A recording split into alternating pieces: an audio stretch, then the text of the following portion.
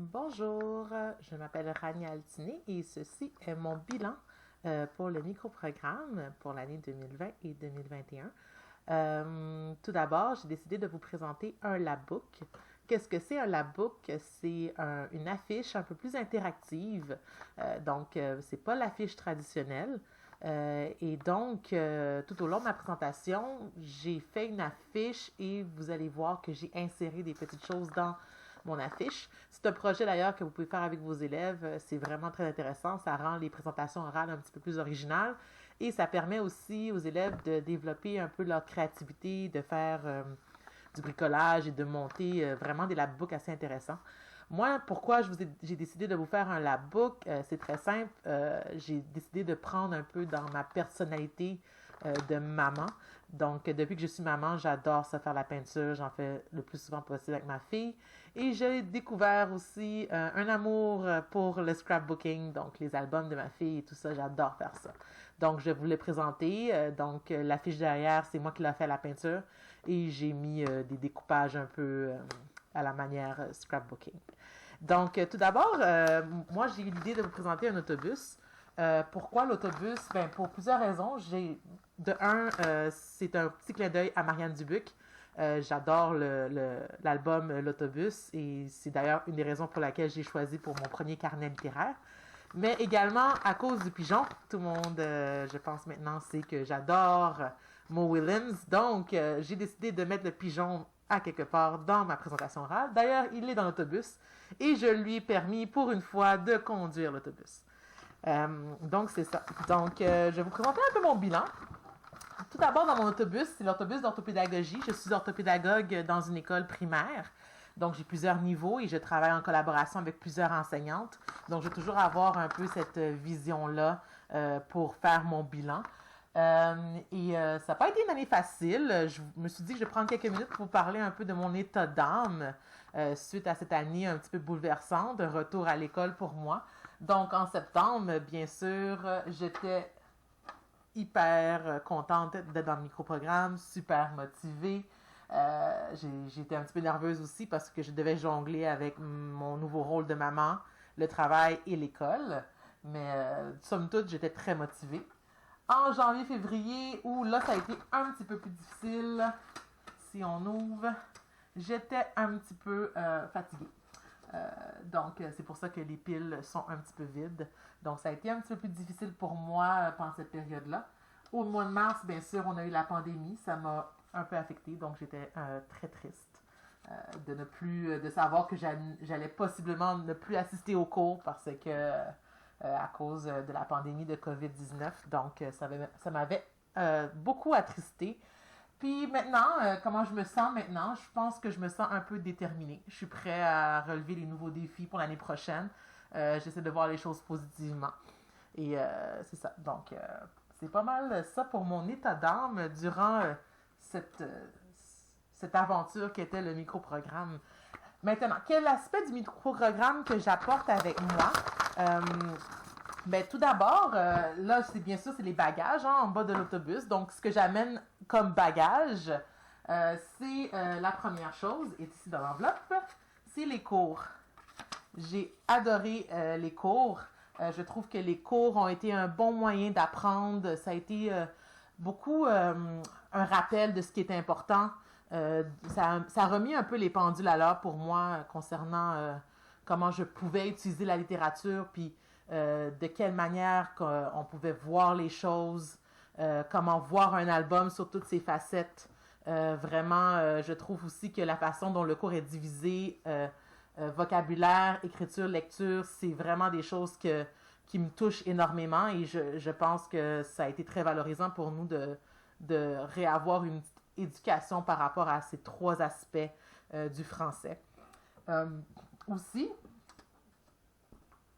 la deuxième chose que je prends en considération, ce sont les travaux. Donc, les travaux m'ont beaucoup aidé.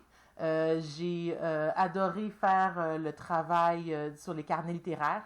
Je trouvais que c'était un bon moyen pour nous d'appliquer les choses vues en classe et aussi de bien analyser un album. Des fois, je trouve qu'on prend pas assez le temps de regarder tout ce qu'un album jeunesse peut nous offrir.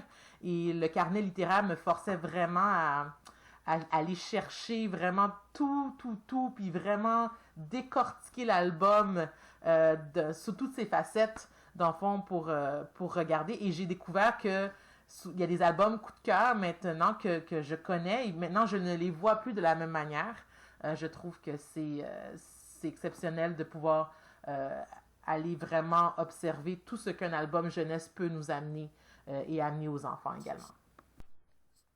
Et finalement, la troisième chose que j'amène avec moi en bagage, c'est ici.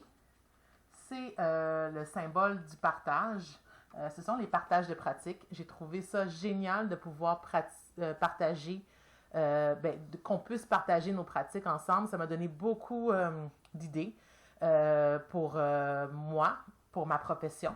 Dans le fond, pour savoir qu'est-ce que moi je peux faire aussi, comment je peux soutenir les classes, puisqu'on n'était pas beaucoup d'orthopédagogues, ça me donnait une idée de qu'est-ce qui se passait dans les classes, les projets qui étaient faits dans les classes et comment moi je pouvais être utile et comment moi je pouvais amener certaines choses en tant qu'enseignante de soutien parfois dans les classes. J'ai vu des beaux projets, notamment en écriture de la manière de. Ça m'a beaucoup inspiré. Et même des projets aussi en décloisonnement aussi qui étaient géniaux. Donc, ça m'inspire beaucoup pour savoir, moi, en tant qu'orthopédagogue, comment je peux me greffer à ces projets-là. Et c'est toujours intéressant aussi de voir qu'est-ce qui se passe dans les autres écoles. Et je trouve que parfois, on se parle pas assez. Donc, ça a vraiment été valorisant pour moi, puis exceptionnel. J'ai beaucoup aimé regarder les vidéos des autres et en apprendre davantage sur les différentes pratiques qui se font dans les classes. Donc ça, c'est pour les aspects qui m'ont été, qui m'ont apporté beaucoup dans le micro-programme. J'ai décidé de vous présenter mes forces et faiblesses. Donc, l'autobus, on voit, il y a 2 roues. Il y a une roue pour les forces et une roue pour les faiblesses. Là, je ne sais pas si vous allez pouvoir voir. Là, ici, j'ai une roulette. Donc, derrière chaque aspect de la roulette, il y a une force. Moi, mes forces, ce que j'ai trouvé génial, ce que j'ai fait ici, c'est marqué augmentation des joggings d'écriture. J'ai fait plus de jogging d'écriture avec les élèves et j'ai remarqué que c'était vraiment intéressant. Je travaille beaucoup avec les élèves qui sont en difficulté. Donc, quand on travaille en écriture, de faire des joggings d'écriture, je trouvais ça plus motivant pour les élèves car ils réalisaient qu'ils connaissaient quand même des choses. Donc, je travaillais beaucoup les classes de mots par jogging d'écriture, puis ils se rendaient compte qu'ils en connaissaient des adverbes, qu'ils en connaissaient des verbes, donc ça les a beaucoup motivés. Donc, c'est quelque chose que je suis vraiment fière de moi. Je pense que ça a été une force pour moi cette année de faire plus de jogging d'écriture avec mes élèves. Autre chose, j'aime beaucoup la lecture interactive. Ça, c'est quelque chose que j'aimais beaucoup et que je continue à aimer. Je trouve que c'est un beau moyen pour intervenir avec les élèves, de faire des lectures interactives, de comprendre, de les amener à voir une œuvre, à s'approprier une œuvre littéraire. Je trouve ça très génial. Je pense que c'est une de mes forces d'en faire le plus souvent possible.